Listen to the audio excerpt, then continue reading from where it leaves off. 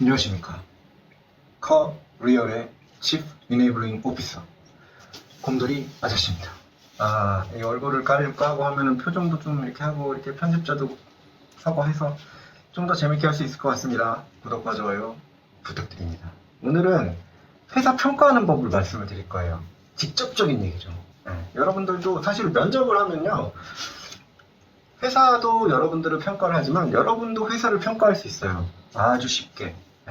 그래서 그 부분에 대해서 한번 말씀을 드릴게요. 일단은 커뮤니티에서 가장 많이 회자되고 있는 방법이 화장실 청소 상태를 보는 겁니다. 화장실 청소 상태 스킬을 보면, 사실은 근데 이 스킬은요, 공유 오피스, 뭐 예를 들면 뭐 패스트5라든지 위워크 이런 데서 이제 제공하는 공유 오피스, 이거 말고도 굉장히 많더라고요, 공유 오피스가. 이런 데를 쓰고 있는 업체면 쓸 수가 없어요. 왜냐면 얘네들이 저도 이제 그 사업을 약간 좀 진지하게 고민해 보면서 이제 수박 겉핥기로 좀 검색을 좀 해보긴 했는데, 그 화장실 청소까지 포함해서 그 이용료에다가 청구를 해요. 그러니까 사무실 이용료에다가. 그러니까 당연히 깨끗하겠지. 왜냐면 여러 공유 오피스들이 쓰고 있고, 그거 화장실 청소 한 번 더 해준다고 해서 얘네 입장에서는 코스트가 많이 드는 게 아니거든. 어쨌든 그리고 월 이용료로 그걸 다 커버를 하고.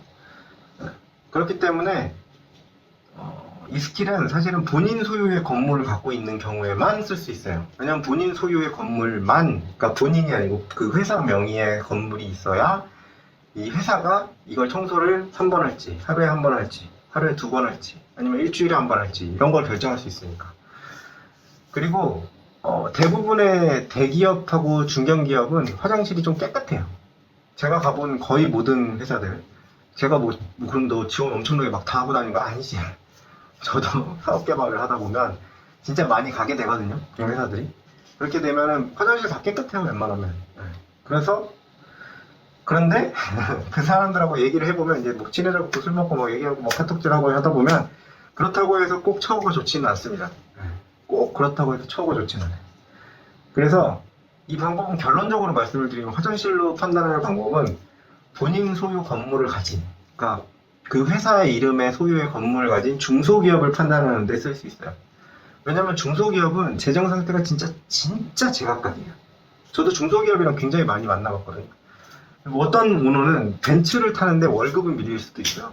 어떤 오너는 20년 된 소나타를 타고 다니는데 복지는 진짜 아낌없이 줄 수도 있어요. 근데 그런 회사들은 보통은 진짜 언론에 한 번은 나와요. 한 번은 나오고, 그런 회사는 대기열이 쫙 밀려있어. 못 들어가. 대기업보다 더 어려워. 보통은 그래요. 그리고 오너나 회사나 진짜 돈이 안 벌려가지고 너무 힘들어서 차량이고 직원 복지고 뭐고 이제 너무 힘든 그런 회사가 있을 수 있고요.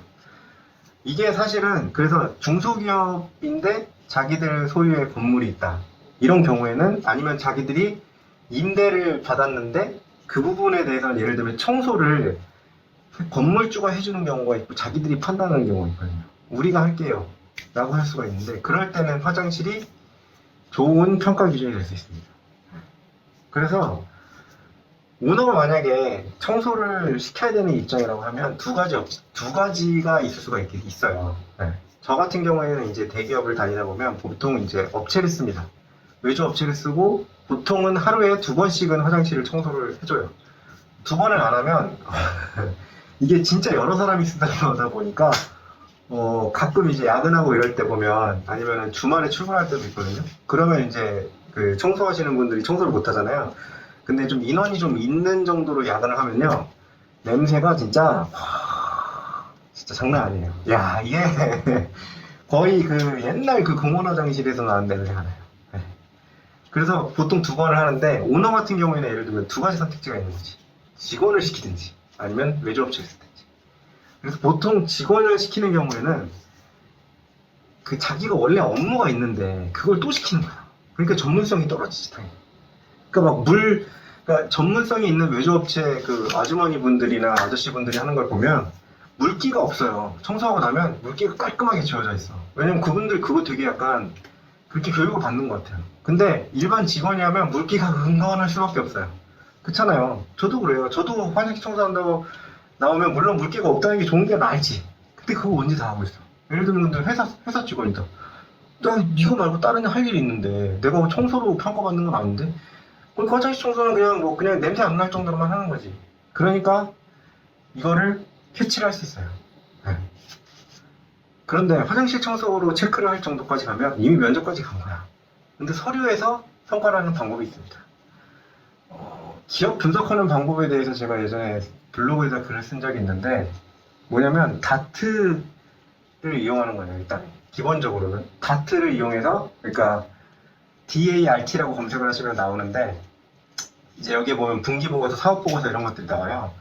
그런 것들을 토대로 얘네의 재정 상태를 판단할 수 있어요. 이건 대기업도 판단을 해야 돼요. 대기업은 그 대출 여력이 있기 때문에 돈을 마음껏 땡겨다가 뭐 청소업체 하나 정도는 더 돌릴 수 있지만, 그게 내가 몇 년 뒤에 예를 들면 연봉이 끊기고 이러면은 그 의미 없는 거야, 사실 대기업이라는 것도. 그렇게 되면. 그러니까 다트는 반드시 한번 보시고 들어가시는 걸 권장을 드리고요. 중소기업 같은 경우에는 그 상장이 안 돼 있거나 이러면, 비공개 기업이면 사실은 뭐 보고서를 낼 이유도 없고 그렇기 때문에 딱히 잘 안 나올 수가 있는데, 뉴스 기사를 긁어 모으면 재무 상태에 대한 감이 좀 잡힐 겁니다. 네.